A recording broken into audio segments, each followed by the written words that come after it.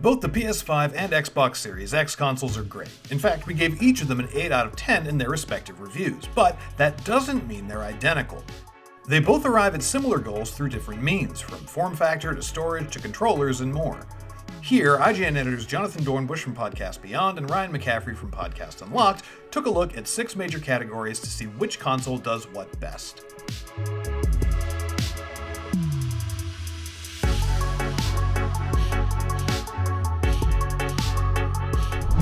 It'd be one thing if the PS5 were just big, which it is, but what exacerbates the issue is that the Xbox Series X is a more powerful console on paper that is just as quiet and runs just as cool in a much, much smaller form factor. And in a vacuum, this would just be a fanboy talking point, right? But the real world implication of the PS5 size is that it genuinely does not fit into a lot of living room entertainment centers, including mine. It's got to go on the top of that thing, regardless of whether it stood tall or laid down horizontally. So, basically, it fails the IKEA test, is the unfortunate thing.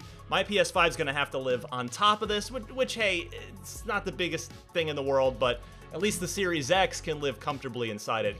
Now, the good news is that, of course, the most important thing, the PS5 stays quiet, stays cool, and that is the most important thing at the end of the day, but it comes at the cost of taking up a lot of space.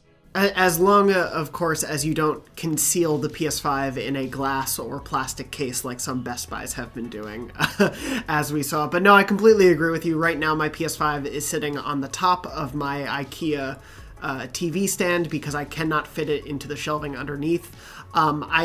I think it fits what the system's look is going for because it is certainly a statement piece that is not meant to be hidden, but you're absolutely right. The versatility of being able to put the Xbox Series X within one of the cubby holes of an IKEA shelving unit or somewhere else is just so much easier to navigate and use when you're trying to rearrange your TV view for the next 7 years. It's a lot to have to consider.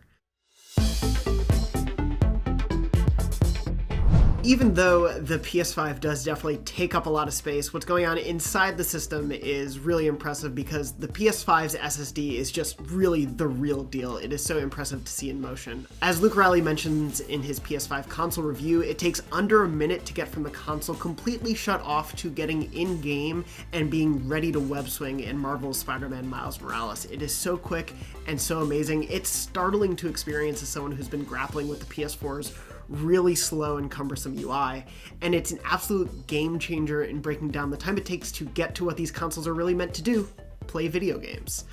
So that is one of the best parts about it, and even though that's going to really, really cut down on my time on Twitter, sadly, it is a speed that's present throughout the entire experience. Switching from Miles to, say, Astro's Playroom is even quicker than that, and it lets me jump between them in seconds without ever leaving a game thanks to the new control center.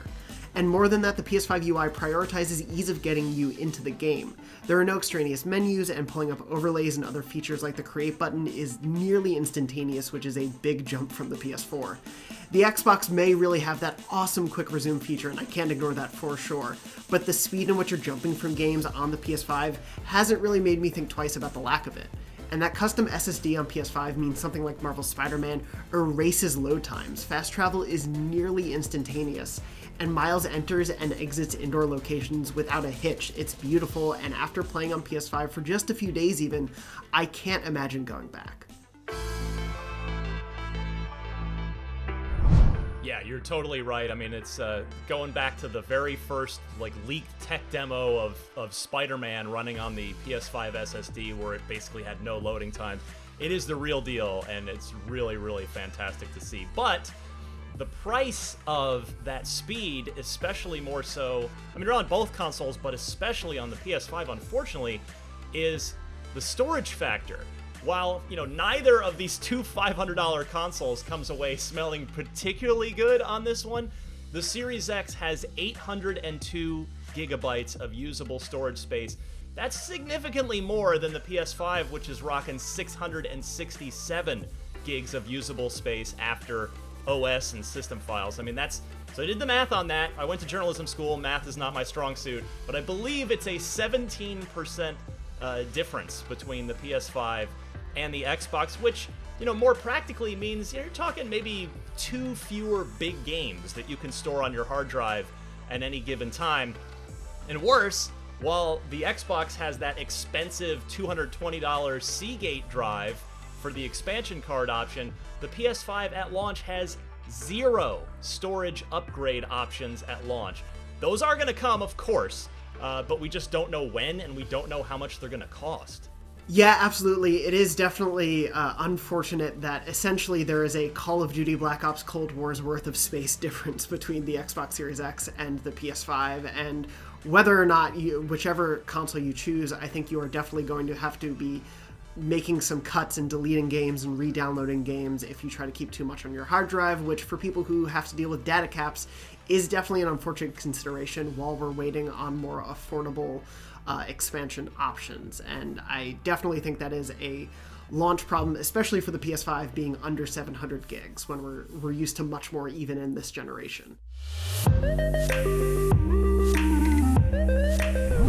The good news, I think, on the PS5 side is that whatever you're probably playing is going to feel different on the PS5 than anywhere else because of the DualSense controller, and that is just it is such a game changer for me. You know, the DualShock 4 has been my favorite controller since its launch, but even after only a couple weeks with the DualSense, I think it's now taken that place as my favorite. It is pretty amazing to use. The DualSense's design and build quality, its weight and feel, and the button trigger quality, it's so incredible to hold in your hands, especially compared to some of the lighter DualSense 3 and 6 axes we've had in PlayStation past. But the biggest advancements, of course, are the haptic feedbacks and the adaptive triggers that are in there, and they are really impressive to feel just from the jump. And I think the biggest showcase of this is Astro's Playroom, which uses all of these features and really is meant to be a technical showcase for all of this, and it really translates the sensation of rain falling on your character, or a gust of wind trying to push you off a platform, or the difference between running along sand and swimming through water. It feels silly to say you feel those sensations, but the controller's haptic feedbacks can have such a variety of feelings to them that's really brought across both by the haptic feedback itself, the different changes in the adaptive triggers, and of course the speaker in the DualSense really does make a difference when you're able to feel the different terrains that you'll be walking across. Of course, I think the thing with the Xbox controller, they've really taken the if it ain't broke, don't fix it approach, and that makes sense because the Xbox One controller, building off of what the 360 controller did so well, is one of, if not, I think, the most universally beloved controller designs out there. It is definitely beloved, and certainly my second favorite when it comes to right below the DualSense now. I think that controller is a fantastic design, especially if you like offset sticks, as I know you do, Ryan. And so if you want something that you love already, the Xbox controller makes no sense, but the DualSense really is pushing the active play in a different place, and it seems to really be doubling down on that. And obviously it's going to depend on developers using these tools in the future, but the DualSense, at least at launch, proves that this isn't just a gimmick. It could actively change the way we're feeling in-game sensations and translating those to the players themselves, and that is a really impressive leap at the start of this generation. I'm really curious to see how the DualSense shakes out over the course of the generation, because you're right, like the Xbox, they've been honing gamepad perfection for 2 generations now, and that's kind of a double-edged sword, right? It doesn't feel new when you fire it up and you put it in your hands with the Series X, but on the other hand, it's already awesome. It's incumbent upon developers now to really embrace the DualSense, which they, quite frankly, they really didn't with the 6-axis, and they didn't with the Nintendo Switch's HD Rumble. So and in fact, they didn't with the Xbox One's Rumble triggers really either. So these things do not have a good historical track record, and I hope that finally that record of futility breaks with the DualSense, and that developers do embrace it, which of course segues perfectly into launch lineup, and I have to give it to you on that one. Yeah, I definitely cannot complain, especially after having reviewed several of the games in the launch lineup for the PS5. You know, I think both systems have a lot of next-gen upgrades of existing games. So No Man's Sky, Maneater, Borderlands 3, Destiny 2. We're going to be seeing a lot of next-gen upgrades for the games we've been playing for the last few years, and that makes so much sense given how many games are now sort of being used as a platform and ongoing for years. But I think the PS5 launch lineup has a lot of, if not console exclusives, at least exclusives that aren't on Xbox at launch. And that includes, of course, first-party stuff like Marvel's Spider-Man Miles Morales, which I reviewed and gave a 9. That's on PS4 as well, but is a really, really great showcase for the PS5. There's Astro's Playroom, as I mentioned, which is a free pack-in that everyone will be able to play and really is a perfect showcase for what the DualSense can do at launch. We've also, of course, got Demon's Souls coming, which is a PS5 exclusive. It's not on last gen as well. This is from Bluepoint, who made Shadow of the Colossus for PS4. They know their way around a remaster, and so this is a really, really exciting opportunity, I think, to see what PS5 exclusives will be able to do from the jump. And then, of course, there's also some other cross-gen stuff like Sackboy, A Big Adventure, The Pathless, Bug Snacks. There's a host of really exciting games, and even stuff like Marvel's Spider-Man Remastered coming at launch. There are a lot of really exciting opportunities that you can get on PS5 that you can't get on Series X at launch, and obviously there are a ton of great third-party games, and we'll finally be able to see how those things compare, like Assassin's Creed Valhalla, Watch Dogs Legion, and whatnot on both systems. But if you're looking for brand new games that you can only play on one of these two next-gen systems, I think the PS5 kind of takes that handily. Can't argue with you there for the time being. That said, as far as legacy and catalog and bringing everything, all the money you've spent forward over the last actually more like 7 to 14 plus years at this point, 15 years, the Xbox has been doing the work here, and it shows with regard to compatibility.